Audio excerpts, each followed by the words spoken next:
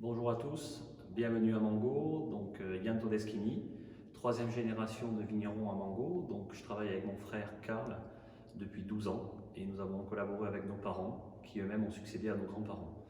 Donc Mango, c'est une histoire de famille depuis 70 ans sur ces terres, mais Mango a un historique depuis plus de 5 siècles en tant que production viticole. Pour vous parler ici, pour Verre de Vin, du millésime 2019, c'est pour nous un plaisir d'échanger. 2019 est une année quelque peu atypique, j'ai envie de dire, c'est pas un accouchement ou un aboutissement, mais c'est vrai que pour nous, d'année en année, tout le fruit qui a été fait du travail à la vigne pendant plus de 10 ans en agriculture biologique, maintenant on approche de biodynamie. 2019 est pour nous le reflet, non pas l'aboutissement, mais de vraiment la fierté de ce qu'on veut faire.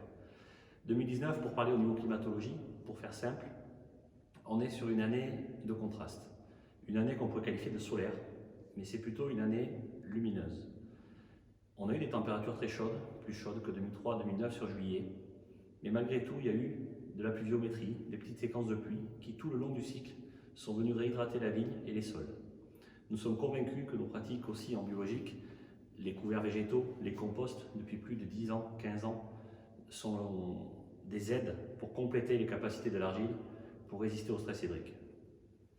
Nous avons eu la chance et la possibilité sur 2019 d'avoir un équilibre au niveau du végétal, des maturités qui se sont déroulées comme on souhaitait et de pouvoir vendanger, de picorer, je dirais, parcelle par parcelle, par terroir, par cépage, par altitude.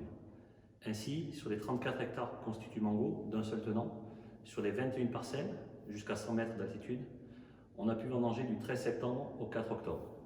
Donc des vendanges sur plus de 3 semaines qui permettent réellement de vinifier derrière en cousu main, donc vraiment de laisser extraire la matière. C'est-à-dire qu'au niveau des vinifications, plus on a une belle matière, plus c'est facile. Donc on est très peu interventionniste.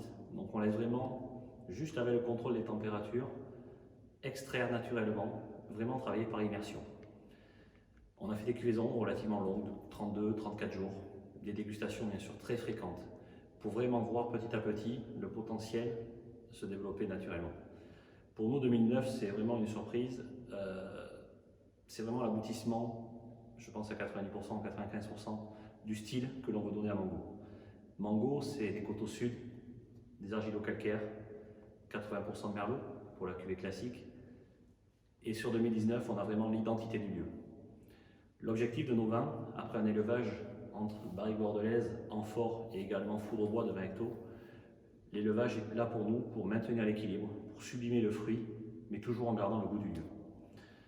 2019 pourrait être qualifié donc de millésime solaire, comme je disais, mais pour moi, c'est dans le bon sens du terme. On a des vins qui sont riches, opulents, denses, mais qui gardent une fraîcheur, une race et une profondeur. Pour nous, après plusieurs dégustations, depuis 2 mois, ce qui symbolise réellement 2019, outre sa structure et son potentiel d'un grand millésime, c'est vraiment sa texture, avec son crémeux, l'harmonie en bouche, et cette aromatique. On a une aromatique d'herbes sèches, de garrigue, des notes épicées, et un éclat de fruits qui est pour nous vraiment symbolique de ce qu'on veut faire et de l'identité de Mango. Donc j'espère que vous aurez l'occasion de déguster nos vins sur 2019, d'autant plus qu'on a la chance et le plaisir de vous présenter le nouveau visage de Mango, vu que l'ensemble des étiquettes ont été revues. Donc sur Château Mango, la cuvée principale, c'est le représentatif du domaine, des cépages et des terroirs. On a voulu prendre une étiquette volontairement qui retrace le ferret du XVe siècle. Et ensuite, pour les plus pointus, notre cru Todeschini, donc tout simplement notre nom de famille, qui ici veut vraiment symboliser la synergie avec Karl, donc en tant que frère. Donc cru Todeschini, mis en avant la notion de frère et la notion de distique. Donc distique qui veut tout simplement dire 2 verres asymétriques qui forment un ensemble. Le but du jeu de ce vin, de ce cru, est de montrer la dualité qu'il peut y avoir fraternelle, du merlot et du cabernet, de la barrique et de l'amphore. Donc c'est vraiment pour nous, distique, une signature, un parti pris et notre vision du millésime encore plus poussée que Mango. En espérant pouvoir vous faire déguster ces 2019 ou vous recevoir à Mango, je vous dis à très bientôt.